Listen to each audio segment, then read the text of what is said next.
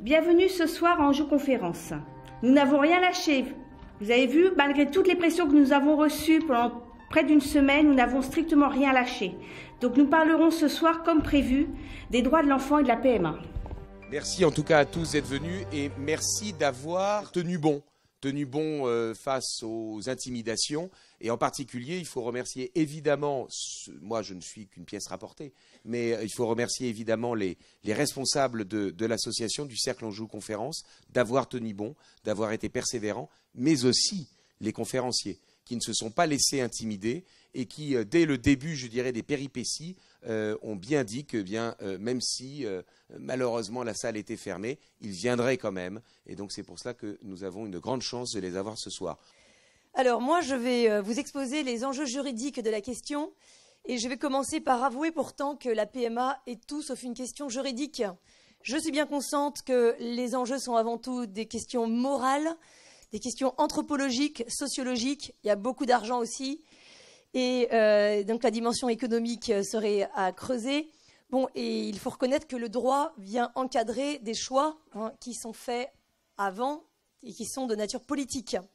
Alors pourquoi quand même, malgré cela, aborder avec vous la question sous l'angle juridique, c'est-à-dire les conséquences de ce projet sur le lien social, parce que c'est ça le terrain et l'objet du droit.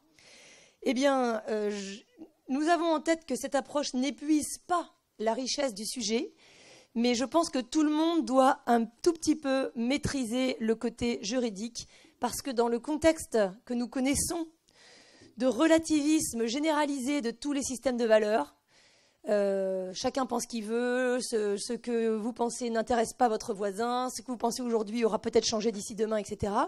Donc dans ce contexte de relativisme généralisé, eh bien, le droit apparaît finalement comme la seule norme commune à tous. C'est-à-dire que la loi, ce n'est pas un système auquel on adhère si on est convaincu ou pas. C'est une norme objective contraignante qui concerne tout le monde.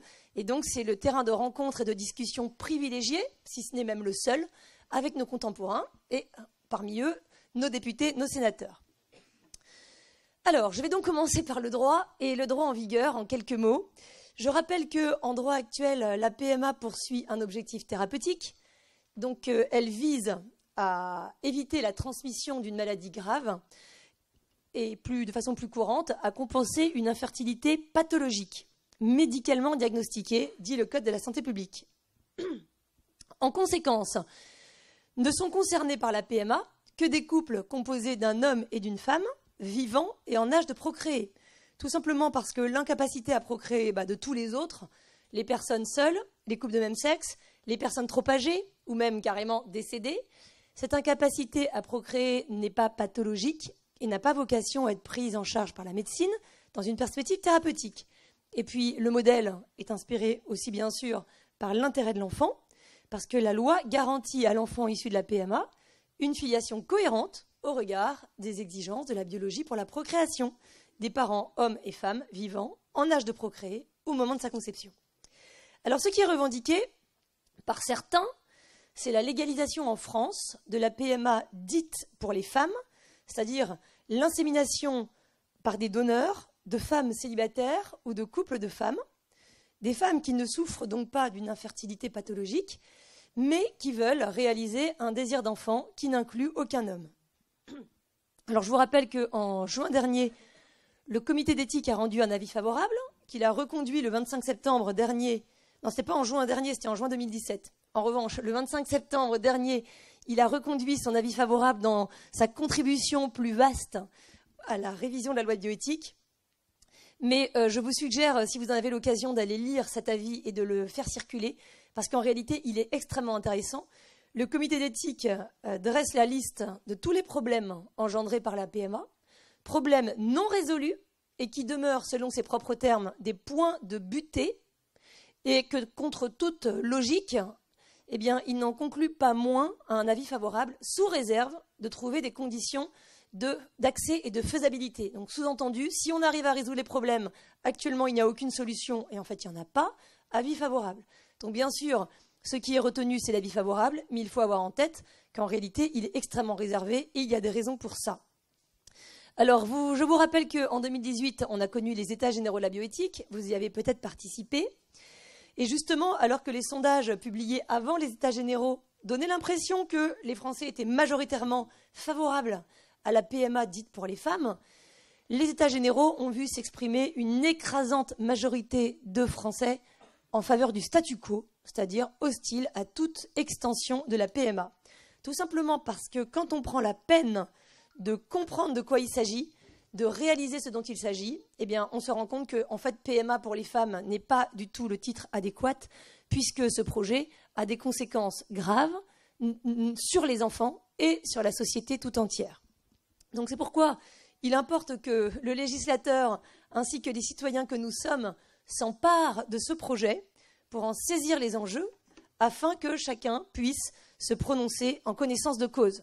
Je ne résiste pas à vous citer la question qui était posée par un sondage relayé par l'Obs en mars 2018.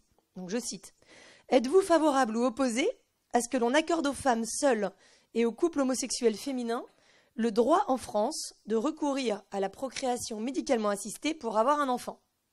Et l'Obs de se féliciter, les Français sont pour. Mais franchement, comment répondre non à une question pareille ? Déjà, pour dire non, il faut avoir de bonnes raisons, c'est beaucoup plus facile de dire oui, et puis il faut avoir déjà quand même pas mal réfléchi pour être capable, le temps de la question, de saisir tout ce que ça signifie pour pouvoir s'exprimer contre le fait d'accorder un soi-disant droit à quelqu'un, en plus, dans l'objectif fort réjouissant d'avoir un enfant. Donc, autrement dit, c'est impossible de répondre non à une telle question. C'est pourquoi, à nous, justement, d'ouvrir les yeux des gens et d'expliquer ce que signifie réellement ce projet. Alors, je commence par ses conséquences sur les enfants. Bon, il n'y a pas beaucoup de suspense. La PMA pour les femmes, ça suppose pour les enfants la conception d'une manière qui écarte délibérément et définitivement le père. C'est-à-dire que ce n'est pas le fait que des enfants naîtraient de pères inconnus qui est une nouveauté.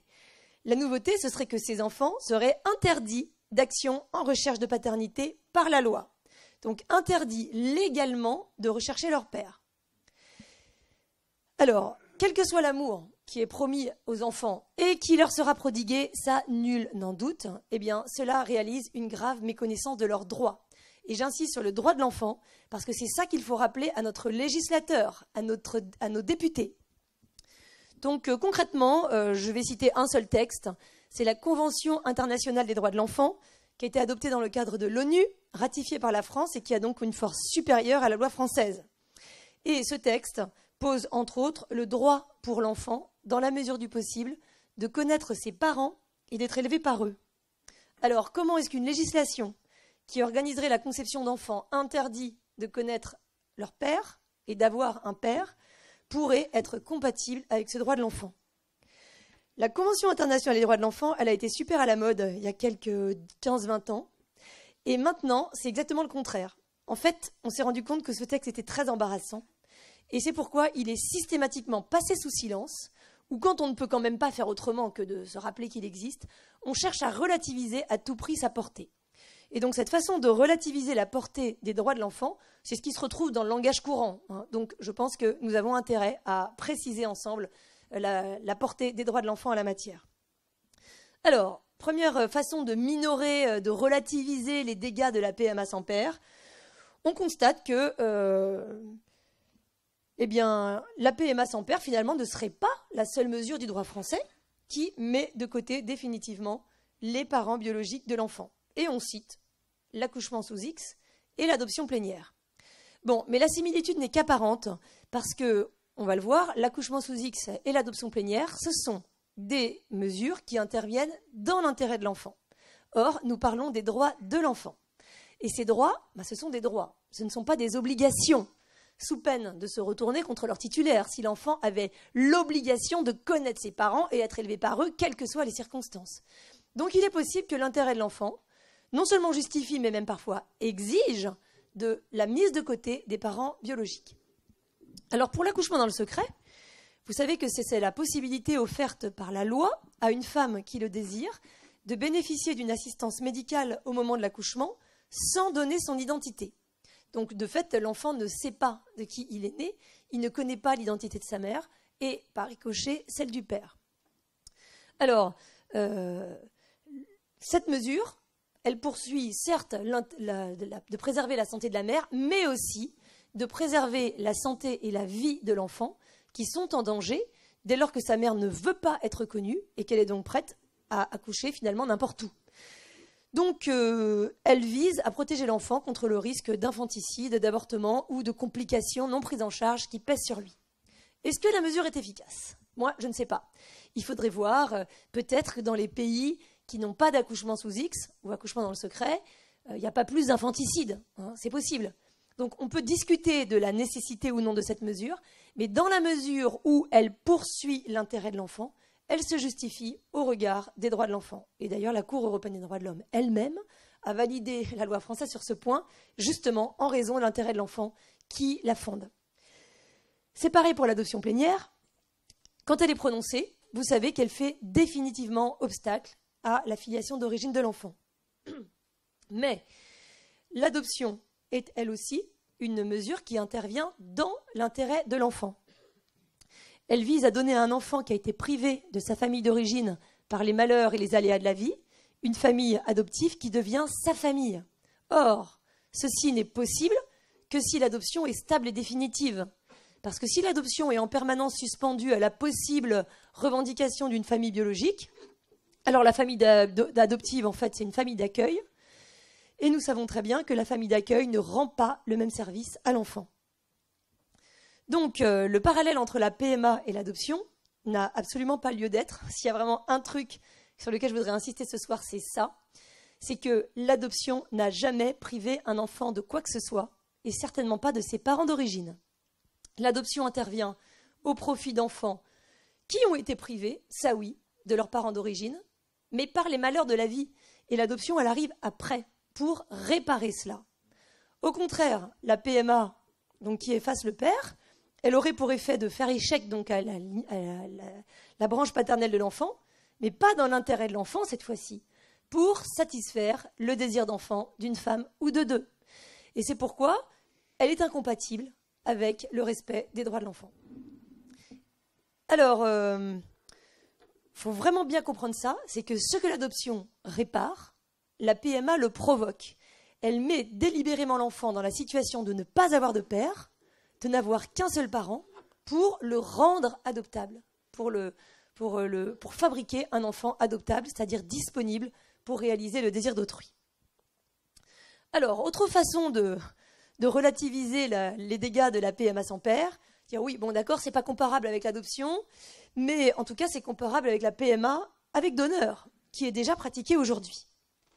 Donc, puisqu'un couple homme-femme peut recourir à un don de spermatozoïdes, je vais prendre le cas qui ressemble le plus au projet, mais on pourrait en dire autant du don d'ovocytes, puisqu'un couple homme-femme peut finalement mettre de côté le géniteur de l'enfant au profit d'un père légal, un père d'intention, pourquoi est-ce qu'un couple de femmes ou une femme célibataire ne pourrait pas faire la même chose au profit d'une deuxième femme ou au profit de personne?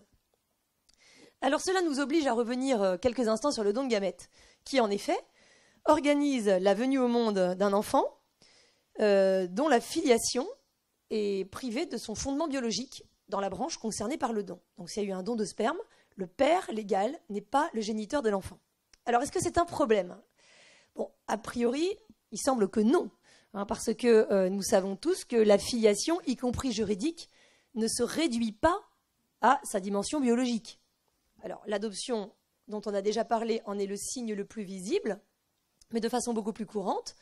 Lorsque la présomption de paternité dans le mariage désigne le mari de la mère comme père, on ne fait pas un test de paternité. De la même manière, lorsque un homme reconnaît un enfant, on ne vérifie pas qu'il est le père. Donc ça, d'accord.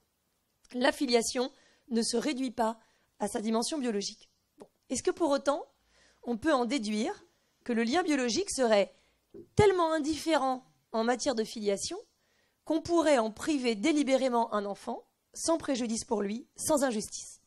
Et alors là, la réponse est clairement négative. Déjà, on peut en faire l'expérience immédiate de l'importance du lien biologique. Qui accepterait de quitter la maternité avec un autre enfant que le sien? Et justement, le contentieux des échanges dramatiques d'enfants à la naissance est révélateur.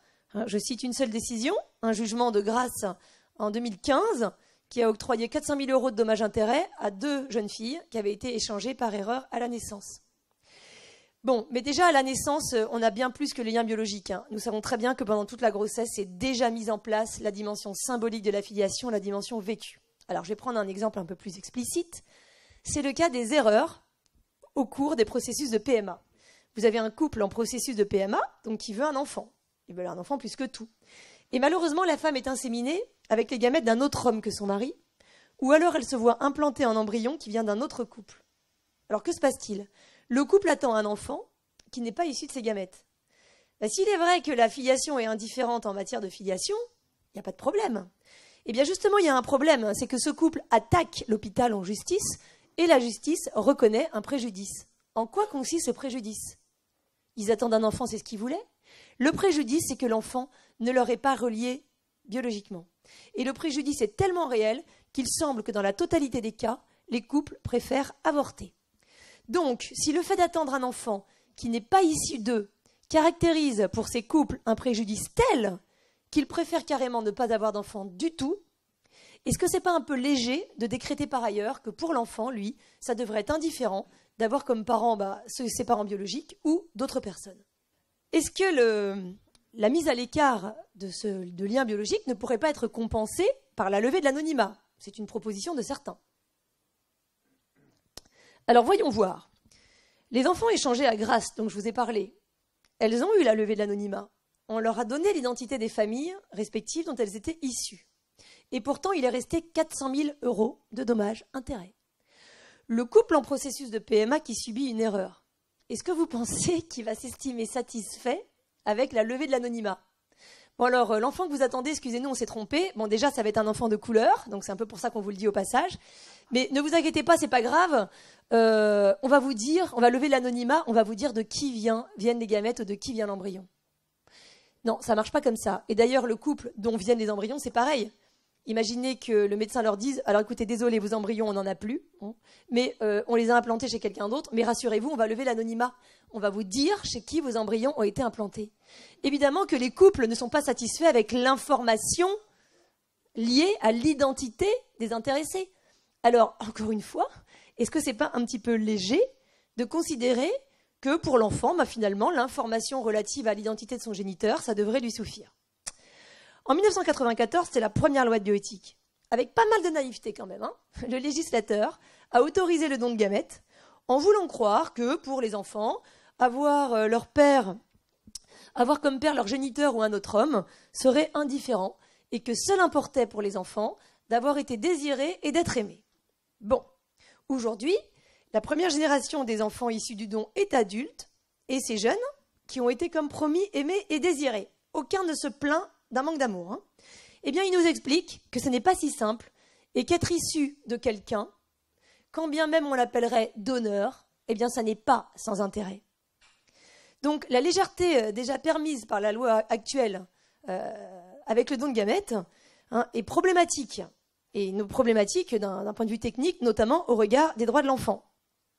Alors, certains s'appuient sur cet état de fait en disant « Mais si les uns peuvent le faire, alors moi, je veux pouvoir le faire aussi ». Mais il vaudrait mieux commencer par justement réfléchir sur le don de gamètes, parce qu'il pose une question qui est toute simple. Est-ce que c'est important ou pas d'être issu de quelqu'un? Et le problème, c'est pas le problème. La bonne nouvelle, c'est que la loi, c'est la même pour tous. Donc si c'est important pour les uns, comment ça devrait être indifférent pour les autres? Là, c'est un choix arbitraire et injuste. Donc, c'est le don de gamètes en lui-même qui invite à la réflexion, et il ne peut certainement pas servir de prétexte pour être généralisé et aggravé par ce projet de PMA pour les femmes célibataires et les couples de femmes. Il serait généralisé parce que la PMA pour les femmes, c'est toujours une PMA avec donneur. Donc on passerait de la PMA avec donneur par exception, qui est celle du droit actuel, à la PMA avec donneur systématique. Donc on multiplierait déjà les cas problématiques, et puis par ailleurs, on aggraverait sa portée. Parce que les enfants qui sont issus du don aujourd'hui, bon, pour ceux qui s'expriment bien sûr, ils sont assez clairs. Ils disent bien qu'un père, ils en ont déjà un. C'est leur père légal, celui qui les a aimés, éduqués. La preuve que la filiation ne se réduit pas à sa dimension biologique. Ils veulent connaître leur donneur, mais ils font la différence. Ils ont un père. Mais justement, les enfants à venir des PMA sans père, pour les femmes célibataires et les couples de femmes, eux, ils ne pourraient pas en dire autant un père, j'en ai déjà un. Et par conséquent, la mise à l'écart du géniteur appelé donneur serait pour eux beaucoup plus grave et bien plus problématique. Alors cette méconnaissance des droits de l'enfant, donc cette injustice que nous saisissons déjà à l'égard de l'enfant qui résulterait de ce projet de PMA pour les femmes, elle devrait suffire à un législateur soucieux de bien faire son travail pour y renoncer. Ça semble d'autant plus nécessaire que l'absence de père, ce n'est pas la seule difficulté intrinsèque à la PMA pour les femmes, elle entraînerait aussi des conséquences pour la société tout entière. Le comité d'éthique le dit très bien, hein, je vous dis, cet avis est très bien fait. Il met en garde sur un risque de déstabilisation de l'équilibre bioéthique français. En effet, les principes bioéthiques qui fondent notre droit actuel de la bioéthique seraient gravement remis en cause. Je vais donner juste quelques exemples. D'abord, il est de notoriété publique que, actuellement, donc avec un don de gamètes pratiqué par exception, on n'a pas assez de donneurs. Donc, si on généralise le recours aux gamètes extérieures, il va falloir augmenter le nombre des apports. Et comment on fait pour augmenter le nombre des apports? Eh bien, on les rémunère. On passe du don à la vente. Alors, certes, on peut dire « Ah non, nous, on ne va pas rémunérer les donneurs. » Ça ne veut rien dire. Hein. En fait, on ne va pas rémunérer les fournisseurs devenus vendeurs. Mais à moins qu'on soit vraiment beaucoup plus malin que les autres, il faut quand même réaliser, comme le comité d'éthique le relève, que tous les États qui ont ouvert la PMA en dehors des indications thérapeutiques ont tous été obligés de rémunérer les apports de gamètes. Les seuls qui ne l'ont pas fait, c'est la Belgique et le Canada. Résultat, la Belgique achète 90% de ses apports de sperme au Danemark et le Canada 90% de ses apports aux États-Unis. Donc, moralité, tout le monde achète. Alors, on ne peut pas à la fois prétendre l'attachement à la gratuité des éléments et produits du corps humain et s'embarquer dans le projet de PMA pour les femmes. Sans compter que, comme le relève le comité d'éthique, encore, si on renonce à la gratuité des éléments et produits du corps humain, pourquoi s'arrêter aux gamètes? On a aussi une pénurie d'organes en France, et des gens en meurent qui plus est. Alors, quitte à sacrifier les principes, autant sauver des vies. Et dans ce cas-là, allons-y et achetons les reins et les morceaux de foie et compagnie. Bon, par ailleurs, alors, après tout, si on veut renoncer à la gratuité, pourquoi pas? On peut toujours faire ce choix. Et il faut l'assumer, il faut en avoir conscience. Ensuite, la généralisation du recours à des gamètes extérieures aggraverait de façon significative le risque de consanguinité entre les enfants. La consanguinité, elle existe déjà. On a martelé depuis 1994 comme un seul homme que ce risque était statistiquement nul, qu'il ne devait jamais arriver. À ceci près que au moins deux jeunes en France issus des dons de gamètes se sont mariés ensemble. Je ne trahis aucun secret, ils l'ont raconté dans la presse. Il s'agit de Arthur et Audrey Kermavelzen. Ils se sont rencontrés dans une association d'enfants issus du don et ils ont déjoué les statistiques. Et c'est pas terminé, parce qu'avec 7 autres jeunes de leur entourage, eux aussi issus de dons, ils ont fait un petit test de salive sur Internet. Et Arthur a retrouvé son donneur grâce à ce test, et les autres se sont rendus compte.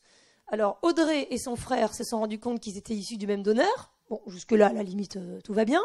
Mais que dans le petit groupe des 8, il y avait aussi une autre jeune femme et son frère qui étaient issus du même donneur qu'eux. Donc pour des gens qui ne devaient jamais se rencontrer, sur 8, ils sont déjà 4 du même donneur qui ont tous le même âge et qui se connaissent.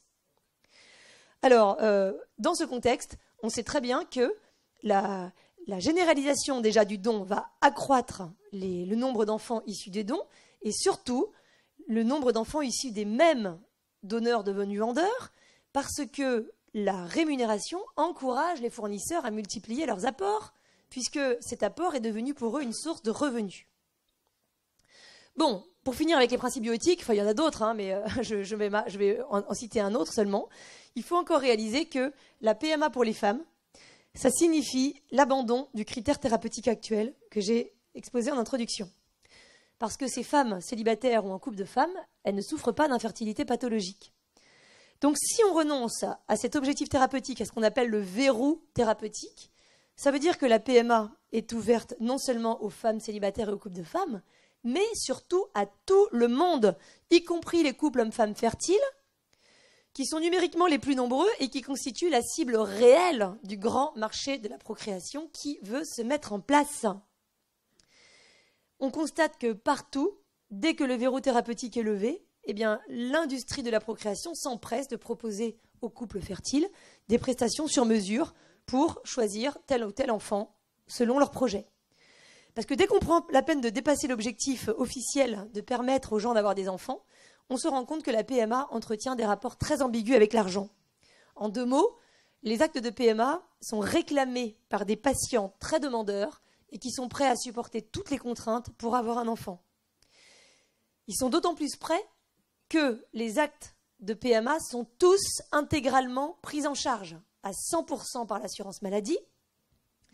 Donc il en résulte un sur-recours à la PMA qui pose la question de la qualité des soins comme du bon usage des deniers de l'assurance maladie. Donc ce marché de la procréation, il existe déjà un petit peu quand même en France, mais il est sérieusement limité par le verrou thérapeutique. Et le moyen d'étendre le marché, c'est justement de lever ce verrou thérapeutique. Donc la PMA pour les femmes, il faut avoir conscience que c'est pas un point d'arrivée, c'est un point de départ. C'est la PMA généralisée en réalité l'objectif. Et dans les pays qui ont autorisé la PMA non thérapeutique, on voit les couples fertiles se diriger vers l'insémination artificielle ou la fécondation in vitro. Alors pourquoi ? C'est pas seulement pour avoir un enfant, parce que ça, ils peuvent le faire tout seuls. C'est pour avoir tel enfant qui correspond à tel souhait. Donc choisir un garçon ou une fille comme aux États-Unis, éviter quelques inconvénients comme un strabisme comme en Grande-Bretagne, ou alors en Chine, on travaille sur la possibilité de programmer le QI de l'enfant. Bon, en fait, c'est assez basique. Il semblerait qu'il suffit juste de sélectionner des donneurs à fort QI et qu'on a plus de chances d'avoir des enfants à fort QI. Bon. Finalement, c'est pas si sophistiqué que ça. Bon, pour autant, cette généralisation de la PMA avec sélection des enfants, elle n'a rien d'inéluctable. Il est encore temps d'écrire à nos députés. 3 lignes suffiront pour leur dire que, pour les alerter sur ce sujet. Alors, en 2 mots, maintenant, pour finir, je voudrais juste dire quelques mots des arguments qui sont invoqués au soutien, malgré tous ces problèmes de la PMA pour les femmes, à savoir la vie privée des intéressés et l'égalité. Alors d'abord, la vie privée. Est-ce que le choix d'avoir un enfant qui n'a pas de père relève de la vie privée des femmes qui font ce choix ? Bon, il est certain qu'en matière de procréation, les gens prennent des décisions qui relèvent de leur vie privée et qui sont plus ou moins heureuses pour les enfants. Choix d'avoir un enfant, de ne pas en avoir, avec qui, quand, comment, etc. Bon. Mais comment parler d'autonomie ? À partir du moment où une femme sollicite le législateur, alors elle cesse d'être autonome. Et dire le comité d'éthique ne peut que relever l'évidence, je cite, « Ce qui est revendiqué comme une libre disposition de soi requiert d'impliquer les autres, corps médical, tiers donneur, enfants, société. » On ne saurait mieux dire. Concrètement, les femmes soi-disant autonomes, elles exigent que la société fournisse des gamètes, une prestation d'insémination, bon, ça encore, c'est pas tellement l'objectif, mais surtout l'institutionnalisation de la situation d'instance de père ainsi suscitée. Ce qui est demandé à la loi, c'est de verrouiller l'action en recherche de paternité pour l'enfant. C'est ça la revendication réelle. Parce que trouver les gamètes et la prestation d'insémination, c'est à la portée de n'importe qui. Donc le réel objectif de la loi, c'est de priver l'enfant de toute action en recherche de paternité. Donc à partir du moment où la loi est sollicitée, on sort de la vie privée des gens et cette fois-ci, c'est la responsabilité du législateur de prendre en considération le respect des droits de tous comme l'intérêt général. Et c'est d'ailleurs vrai aussi des citoyens que nous sommes. Si les décisions prises par nos voisins en matière de procréation ne nous concernent pas, en revanche, dès lors que la loi est concernée, alors en tant que citoyens de la République française, nous sommes concernés. Et nous avons non seulement le droit, mais même la responsabilité de nous exprimer pour que la loi soit le plus juste possible. Alors sur l'égalité, je vais aller très vite, parce que nous savons très bien que l'égalité ne consiste pas à traiter tout le monde de la même manière. Tout à l'heure, Guillaume a parlé de ses étudiants, je vais parler des miens. L'égalité exige de traiter de la même manière ceux qui sont dans la même situation ou des situations comparables. En général, les amphis, ça fronce un peu les sourcils. Là. On dit, attendez que je rende un paquet de copies, vous allez tous comprendre. L'égalité ne consiste pas à traiter tout le monde de la même manière. Parce que si tout le monde a la même note, on voit bien que c'est profondément injuste.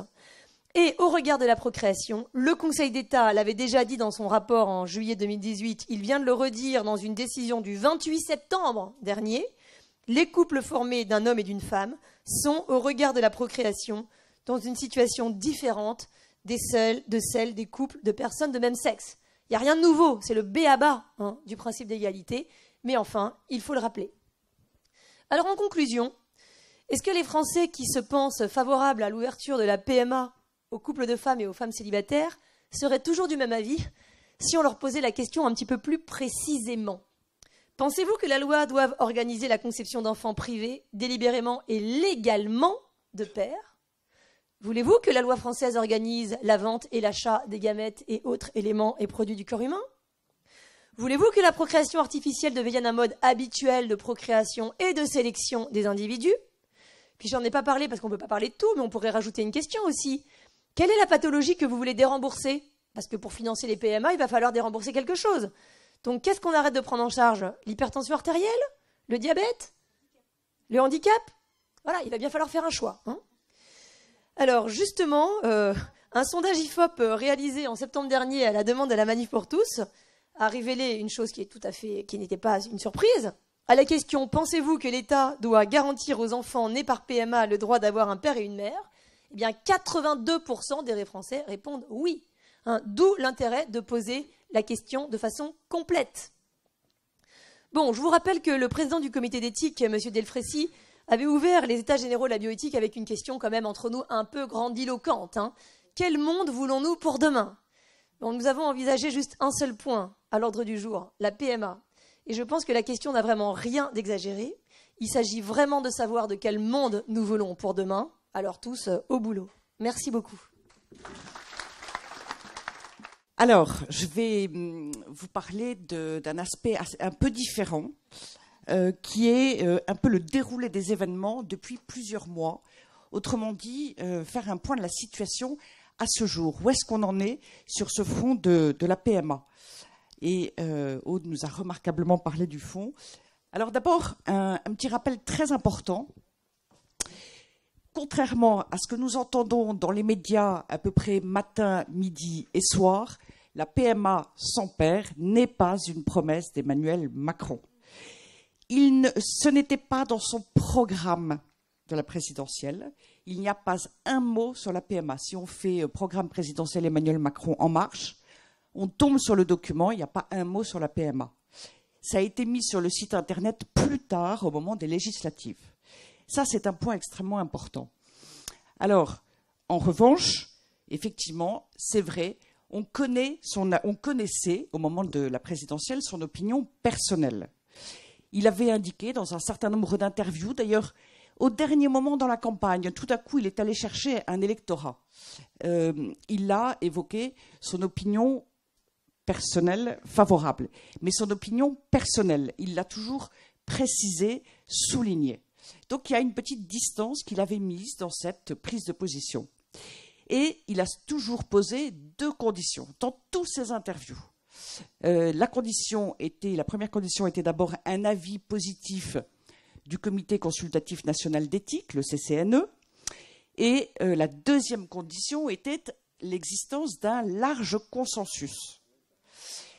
En sachant que, par exemple, dans Tétu, au magazine Tétu, donc il ne s'adressait pas à Valeurs Actuelles, il dit très précisément « si je veux des débats très importants sur cette question-là », et il dit « si le débat est favorable, alors je légaliserai, etc. » Donc il a bien posé des conditions de manière très explicite.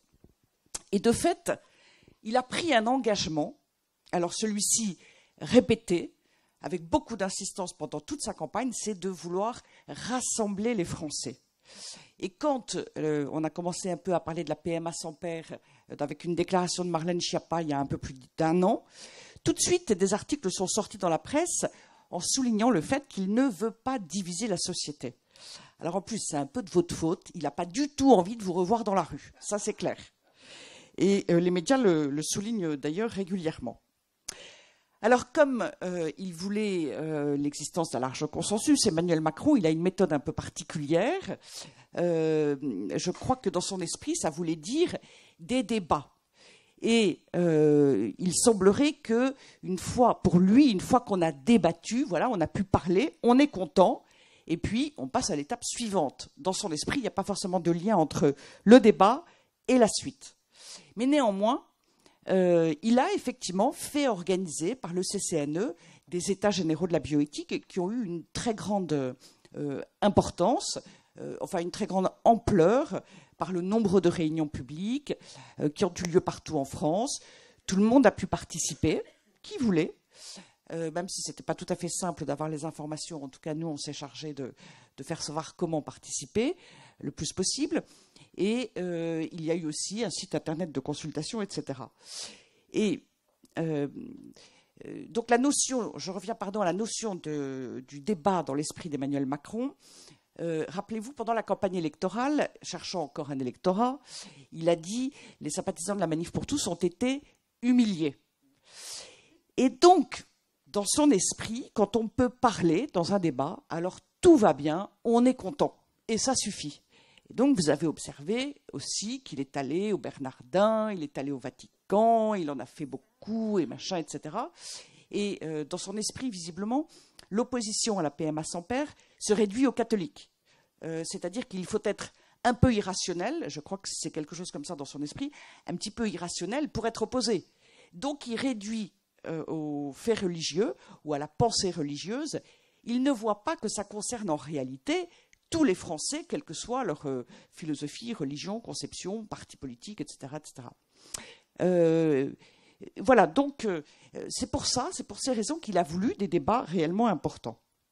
Donc ces États généraux de la bioéthique qui évoquaient Aude. Et alors d'abord, ces États généraux de la bioéthique, ils ont fait le plein, comme le titre l'accroît. Il y a eu beaucoup de monde dans toutes les réunions publiques et ça a été la première surprise des organisateurs. Ils pensaient qu'il n'y aurait pas grand monde, au départ les salles étaient petites, les sujets sont complexes. Donc ça a été une première source d'étonnement. Là, il y a quelques photos de ces salles, et ça a été comme ça partout en France. Et là, c'est l'Avis qui titre. Donc, on est en mai 2018. Je suis un peu étonnée, je pense qu'il y a une petite erreur sur la date. Peu importe, l'Avis, mais rien ne se passe comme prévu. Et oui, pas de chance. Les débats n'ont pas du tout donné ce qui était espéré.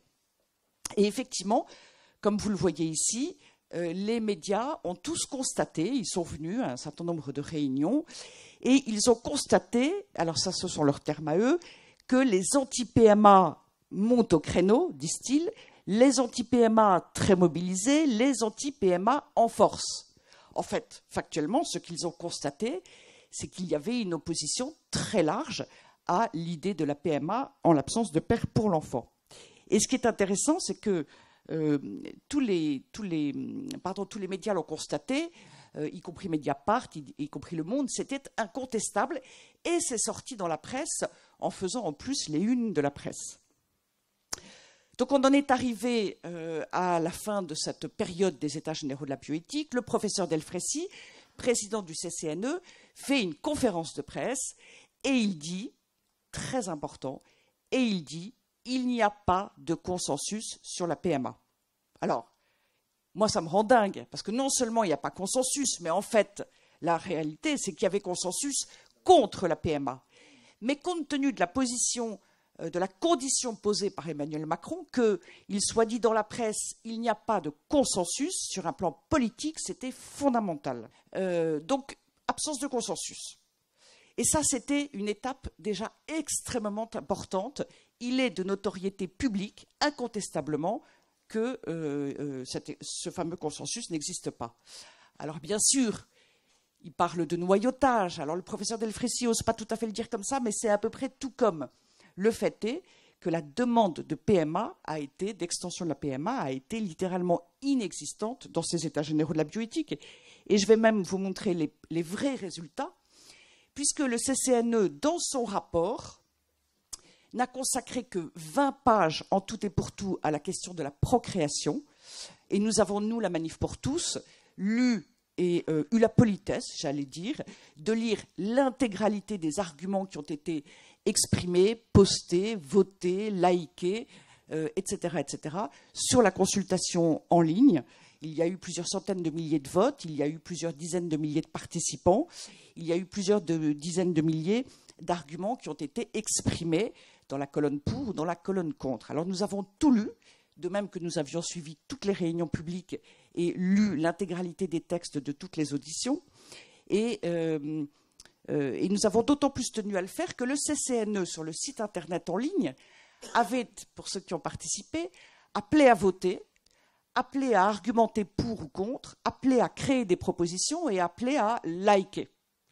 Et le CCNE, dans ses 20 petites pages ridicules du rapport sur la partie procréation, ne met pas un seul mot sur la proportion des votes. Ce qui correspond à le professeur Delfrécy disant il n'y a pas consensus. Mais il s'est arrêté là. Alors la réalité, c'est que vous voyez la proposition qui était PMA pour toutes, il y avait plus de 82% des participants qui se sont exprimés contre. Alors pour tout vous dire, les questions étaient tellement ambiguës, les questions posées par le CCNE étaient tellement ambiguës que nous avons dû tout lire, parce que dans la colonne des pour, il y avait beaucoup d'arguments qui étaient en fait contre. Et c'est pour ça aussi qu'on a lu l'intégralité. Sur le rôle déterminant du père, le père a-t-il un rôle déterminant? Eh bien, c'est plus de 90% de oui. Pour ce qui concerne la non-marchandisation du corps humain, 97% répondent qu'ils sont en faveur de du principe de non-marchandisation. Êtes-vous pour ou contre la gestation pour autrui? 94% de contre. Donc les résultats sont en fait un consensus et presque une unanimité contre ces différentes pratiques. Alors je passe, pardon, pour ne pas être trop longue. Alors maintenant, je réélargis le focus pour évoquer un petit peu la France d'une manière générale. Alors si ça veut bien marcher. Voilà.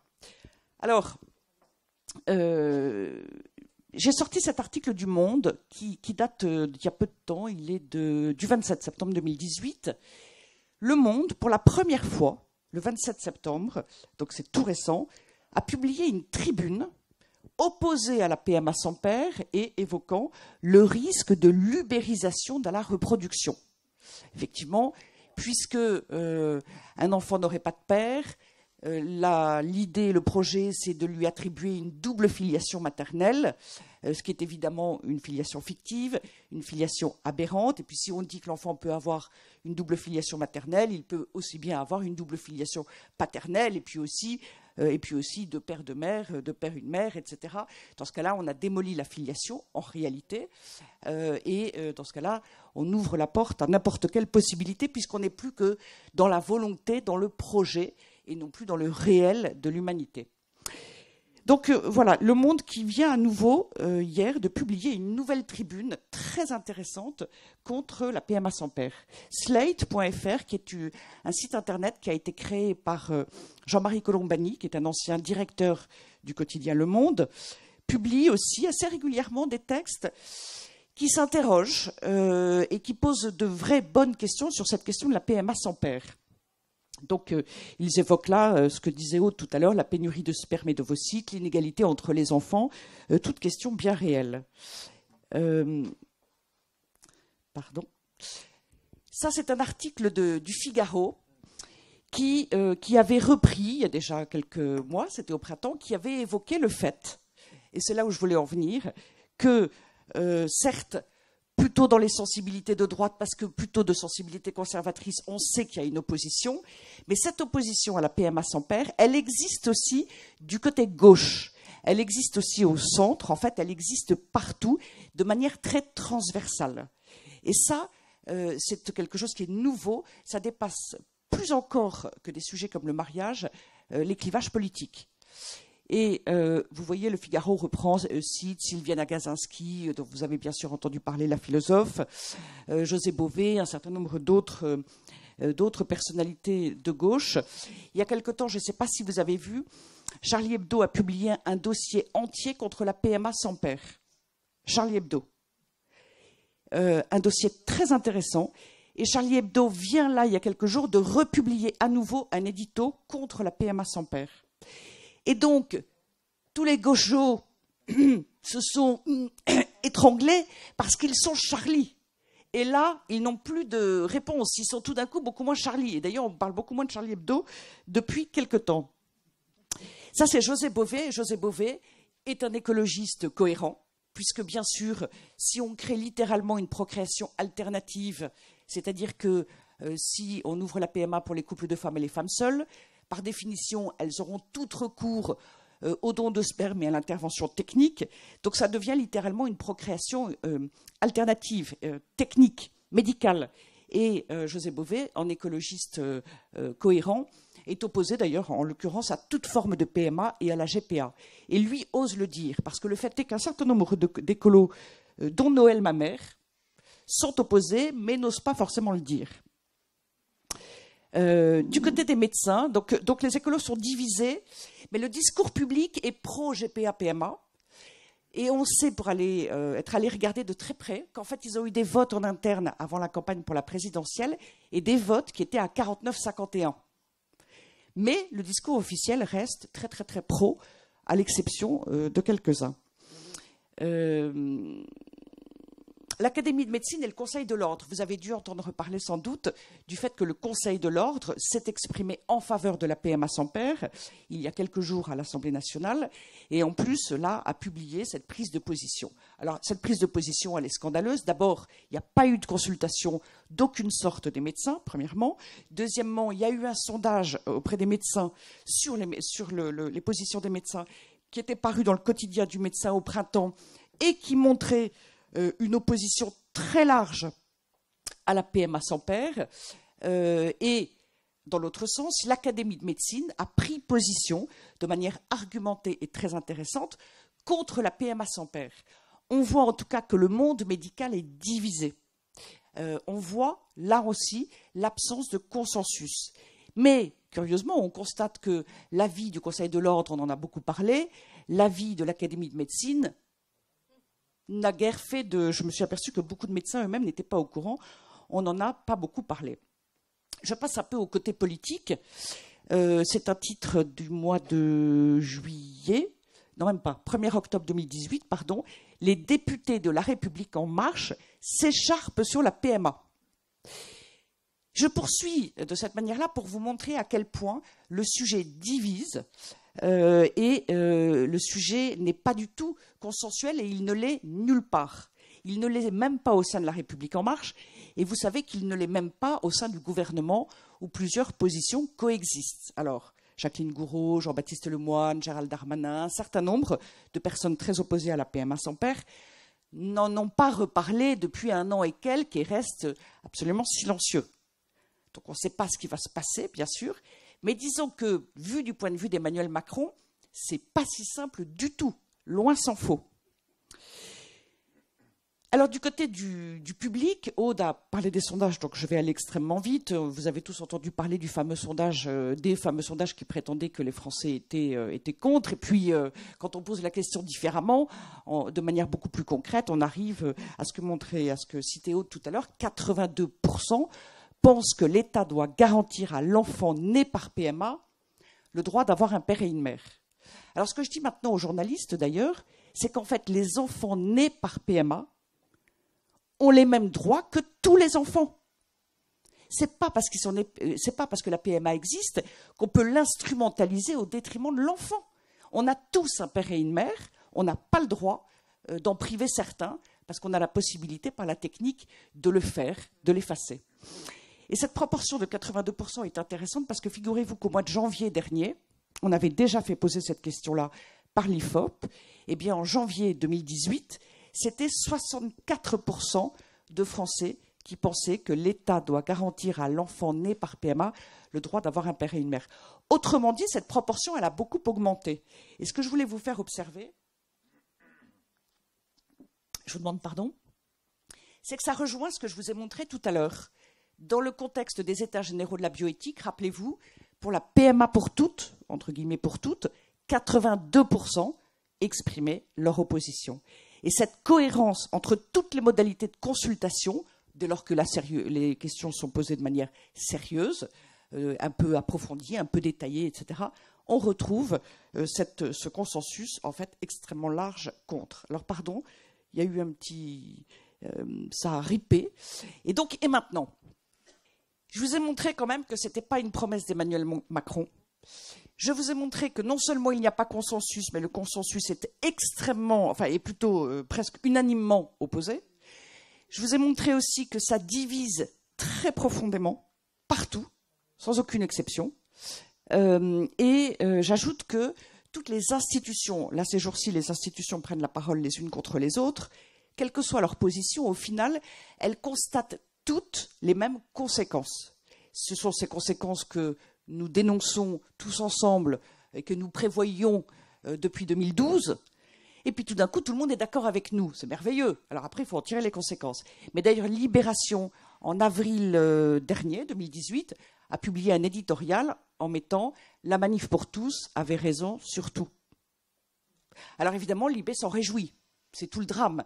Après, on arrive vraiment à la conception et à la vision de l'homme que nous avons. Et là, clairement, nous avons des conceptions qui peuvent être absolument, je ne veux peut-être pas dire opposées, mais complètement divergentes.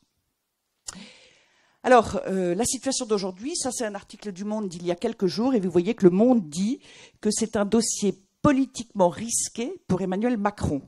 La titraille du dessus, de la une, c'était même un dossier à haut risque pour Emmanuel Macron. Et rappelez-vous, je vous disais tout à l'heure que Emmanuel Macron ne veut pas voir 1 million de personnes dans la rue. Et il ne sait pas évaluer si c'est possible ou pas. En 2012, François Hollande était persuadé que ça passait comme une lettre à la poste. Tout le monde le lui avait dit. Les sondages étaient soi-disant favorables. Donc, et là, il y a eu cette fameuse consultation des États généraux de la bioéthique. Ils ont montré que l'opposition, elle est partout, au nord, au sud, au centre, à l'ouest, etc. Elle est partout. Donc, il y a une inquiétude très, très grande, d'ailleurs, au point que les LGBT, ou que les associations militantes LGBT, râlent en ce moment et mettent une pression très, très forte. Alors, vous voyez, ça, c'est l'Express, l'exécutif face au spectre du mariage pour tous. Vous êtes leur cauchemar. Alors, là, on est dans une séquence, les événements se succèdent, et c'était tout à fait prévu. Donc, l'avis du Comité consultatif national d'éthique que Aude a évoqué, entièrement négatif, et puis avec Ripan dans la conclusion de manière positive. Il faut signaler, souligner que le CCNE est divisé. Ils ont quand même eu près d'un tiers des membres qui ont exprimé publiquement leur opposition et leurs motifs d'opposition. Donc même le CCNE est très divisé. Le CCNE a sorti un nouvel avis, il a rappelé sa position, mais il n'a pas redétaillé. Et néanmoins, quand on relit, je viens de relire cet avis pour différentes raisons, quand on relit cet avis, par exemple sur la marchandisation de l'humain, il développe gamètes et donc organes et puis sang, et puis l'immense vivier des personnes qui sont prêtes à se vendre et à se louer. Le CCNE le crie, et il dit il ne faut pas minimiser ni mettre de côté cette conséquence. Or, le CCNE le fait quelques lignes plus loin. Mais donc, le CCNE reconnaît toutes ces conséquences. Et il dit lui-même d'ailleurs que ces conséquences et ces interrogations ne cessent d'arriver parce qu'en fait, on tire une pelote. On pourrait vous en parler avec Aude pendant 5 heures, 10 heures. C'est inouï, ce sujet est absolument inouï. L'avis du Conseil d'État, je vais très vite, Aude l'a évoqué aussi, même chose, l'avis du Conseil d'État reprend toutes les conséquences et il dit, j'insiste là-dessus, il dit rien n'oblige à légaliser la PMA en l'absence de père, parce que, dit-il, ça n'est pas une question d'égalité, il n'y a pas d'inégalité, Aude le disait, ça n'est pas une question de discrimination, etc., etc. Et le Conseil d'État dit aussi, absolument comme l'analyse d'Aude, si on ouvre la PMA sans raison médicale, alors on ouvre, pour les couples de femmes ou les femmes seules, alors on ouvre aussi la PMA post-mortem, alors on ouvre aussi l'eugénisme avec la PMA pour tous, alors on ouvre aussi la gestation pour autrui. Donc le Conseil d'État, lui aussi, fait toute cette analyse. Et alors il dit aussi, il met, à contrario, rien n'empêche. Et là, le Conseil d'État est de mauvaise foi parce qu'il cite la Convention internationale des droits de l'enfant, sauf l'article 7 que Aude a cité. Alors là, l'article 7, l'enfant a le droit d'avoir un père et une mère dans la mesure du possible. Là, l'article est évacué. Carrément. Mais néanmoins, vous voyez, pardon, je voudrais insister sur une autre chose. Emmanuel Macron avait posé 2 conditions. Vous vous rappelez, eh bien, Agnès Buzyn, en juin-juillet, a dit à l'Assemblée nationale, non, mais on attend un nouvel avis du CCNE, on attend 2 avis de l'Office parlementaire pour l'évaluation des choix scientifiques et techniques, on attend l'avis de la mission d'information bioéthique, etc. Donc les conditions, elles se sont un peu rallongées quand même entre-temps, ce qui nous arrange bien. Et on vient d'avoir, enfin, officiellement, le rapport de l'Office parlementaire pour l'évaluation des choix scientifiques et techniques, l'OPEST, va être publié le 25 octobre, donc jeudi prochain, mais il a fuité dans la presse. Et cet avis dit, il dit qu'il ne prend pas position sur la PMA sans père parce que, sur un plan scientifique, il n'y a rien de nouveau. Et qu'est-ce qui justifie de réviser la loi de bioéthique tous les 7 ans environ? C'est parce qu'il y a sans cesse des nouveautés techniques, scientifiques, médicales. Là, ce n'est pas le cas. Il n'y a rien de nouveau sur la procréation depuis 2011. Et donc, l'OPEST dit, nous, on n'a rien à redire. Il n'y a rien de nouveau. Implicitement, ça veut dire qu'il n'y a pas à revoir le cadre. Et puis, l'OPEST doit rendre aussi un autre avis, et c'est intéressant, qui sera rendu à la fin de l'année, sur le rapport du CCNE sur les états généraux de la bioéthique. Donc, vous voyez, on va y revenir à ces états généraux de la bioéthique. Et puis, il y a par ailleurs une mission d'information qui est en cours. Donc là, ça rassemble des parlementaires. Il y a beaucoup d'auditions actuellement. Je pense qu'il y a un vrai travail de fond. Et je dois dire que, rappelez-vous, l'euthanasie, c'est une revendication très, très forte depuis des années. Et en 2005, il y a eu la loi Leonetti. Et la loi Leonetti, qui est discutable, à certains, il y a un point précis qui est discutable sur un plan éthique, mais ils n'ont pas fait passer l'euthanasie. Du coup, nouvelle insistance des lobbies pro-euthanasie, raison pour laquelle nous avons eu un nouveau débat et nous avons eu, pour la 2e fois, donc une loi, cette fois-ci la loi Claes-Leonetti en 2016. Et pourquoi est-ce qu'on entend encore la revendication de l'euthanasie? C'est parce que, avec cette 2e loi, eh bien, l'euthanasie n'est toujours pas passée. Alors, je ne vous dis pas que la loi est parfaite sur un plan éthique. Mais ce que je veux dire par là, c'est que ce travail qui a été conduit par des missions d'information bioéthique a fait quand même prendre conscience aux députés, aux parlementaires, des enjeux en cause. Et donc, ce travail de cette mission est une bonne nouvelle parce qu'eux aussi ont besoin d'être informés, d'entendre et de comprendre les enjeux parce qu'en fait, ils n'y connaissent en général rien du tout. Donc, on est dans une situation où il y a un large consensus contre. On est dans une situation de risque évidemment immense, puisqu'il y a aussi bien sûr tout le lobbying qui est fait par nombre de médias, par un certain nombre de lobbies, par un certain militantisme. Mais néanmoins, nous avons des éléments extrêmement forts, et y compris toutes ces conséquences que toutes les institutions, toutes les instances, toutes les personnalités diverses et variées reconnaissent. On n'est pas du tout les seuls à dire attention et marchandisation, attention la filiation, attention l'enfant. Tout le monde reconnaît ces conséquences. Et c'est un point, et ce sont des points, tout cela, qui sont extrêmement importants. Et d'ailleurs, quand le CCNE a rendu un nouvel avis, là, il y a quelques jours, rappelez-vous, je vous ai dit, la première condition pour Emmanuel Macron, c'était un avis positif du CCNE. Eh bien, curieusement, l'Élysée, la veille de la publication du nouvel avis, là, du 25 septembre, l'Élysée a fait savoir que l'avis du CCNE, je lis, l'avis que rendra mardi le CCNE ne préjuge en rien de la décision du gouvernement concernant l'extension de la PMA. Tout d'un coup, ils ont dit, l'avis du CCNE, ça ne veut rien dire pour la suite. Et d'ailleurs, ils ont raison, l'avis du CCNE, le comité n'est que consultatif. Et vous avez eu cet arrêt très important évoqué par Aude et qui a mis en valeur d'une manière formidable ce que le Conseil d'État en fait avait dit au printemps, à savoir qu'il n'y a pas inégalité entre les couples d'hommes-femmes et les couples de femmes pour ce qui est de l'accès à la PMA, puisque leurs situations ne sont pas comparables. Ils l'avaient dit dans leur avis, et là, l'arrêt qui vient d'être rendu public a mis fortement le focus sur ce point de vue extrêmement important, puisque leur argument, j'allais dire éternel argument, c'est l'égalité.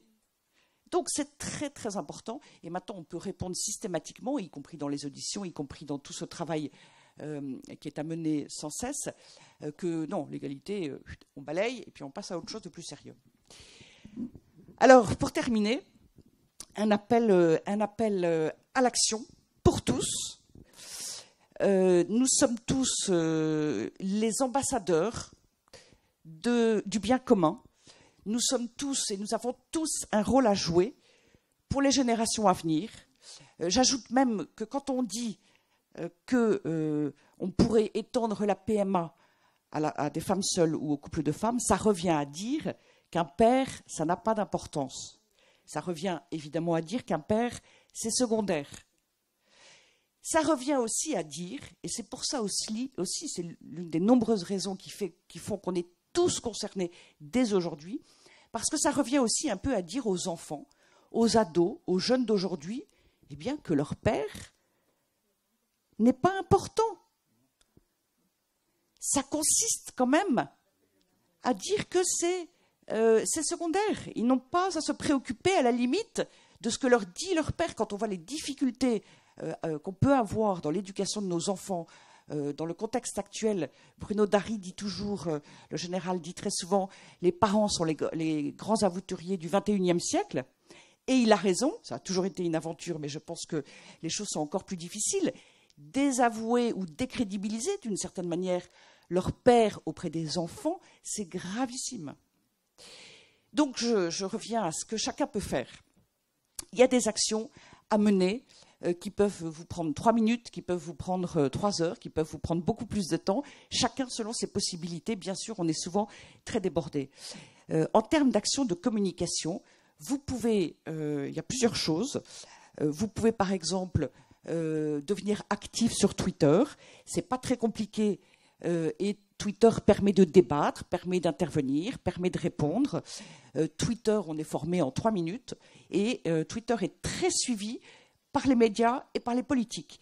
C'est une vraie caisse de résonance dans une certaine sphère d'influence sur le plan des idées et des débats. Il y a également autre chose qui est important, quand vous entendez d'énormes sottises, je suis poli, à la radio, à la télé, vous la lisez dans la presse, ne laissez pas passer. Écrivez, téléphonez. Si personne ne dit rien, il continue tranquille. Et ils n'aiment pas avoir des gens qui râlent.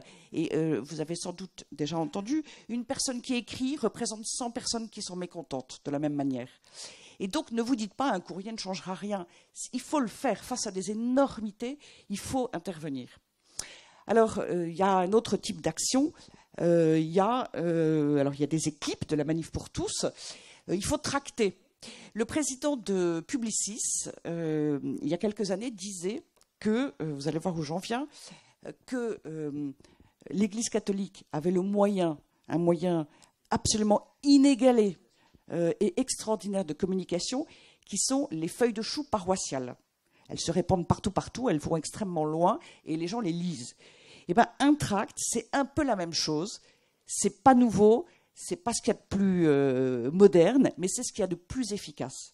Et alors, ce tract-là, la PMA pour les femmes seules ou les couples de femmes, ça veut dire quoi? C'est sous la forme de questions. La PMA, c'est quoi? Est-ce que tout ce qui compte, c'est l'amour? L'écologie pour l'environnement et pour l'être humain? Voilà, des questions qui sont posées. C'est un tract qui est très bien reçu par le public. Il n'est d'ailleurs pas labellisé de la Manif pour tous, parce que nous, ce qui nous intéresse, ce n'est pas l'étiquette, c'est que les gens aient les informations. Donc, tractez avec nous. On a aussi des affiches, on a aussi des stickers, je ne les ai pas avec moi. On baigne aussi dans un environnement culturel, vous le savez bien, qui pendant des années, par exemple, était sur les t-shirts Peace and Love, tous ces messages qu'on voit partout. Eh bien, tout ça, c'est une influence culturelle. Eh bien, à nous d'occuper le terrain. Et ce sont peut-être des gouttes d'eau dans l'océan, mais si ces gouttes d'eau n'étaient pas là, elles manqueraient à l'océan. Donc là, je plaisante, je fais un peu de petite référence, pardon. Sérieusement, on fait baigner et on baigne dans une atmosphère culturelle. À nous d'occuper cet espace public, il en va de notre rôle. Une autre chose que vous pouvez faire et qui est très importante, c'est de faire suivre les informations par mail. Il n'y a rien de plus efficace que vous qui allez transmettre une information sur un événement, une mobilisation, que sais-je, à vos amis, vos enfants, vos parents, votre entourage, vous serez infiniment plus efficace que si c'est la Manif pour tous qui, depuis Paris, envoie un mail. C'est très bien, c'est formidable, mais c'est pas aussi efficace que quand c'est vous-même qui en êtes les relais. Action politique, bien sûr, écrivez à vos députés, prenez rendez-vous. Alors, ils sont formidables, les députés, c'est un peu comme les journalistes. Ils vous disent toujours « j'ai rien reçu, je suis pas au courant, je sais pas ». On les a vus, on leur a apporté le petit livret de la Manif pour tous sur la PMA sans père, on leur apporte des informations, etc. Mais si on n'est pas là au bon moment, s'ils ne sont pas encore en train de se poser la question, ça ne percute pas. Et donc, il faut les voir et les revoir, etc. Vous savez qu'il y a beaucoup de nouveaux députés. Donc c'est difficile d'abord de tous pouvoir les connaître et il faut absolument que tous aient été vus et revus. Vous pouvez donc leur écrire aussi, il y aura probablement une pétition dans quelques temps et j'insiste, ces actions sont extrêmement importantes parce que je vous l'ai montré tout à l'heure, ça n'est pas perdu. Tant qu'il n'y a pas, tant que la PMA sans père n'est pas légalisée, on peut et on doit agir. Aujourd'hui, on ne sait pas ce qu'il y aura dans le projet de loi.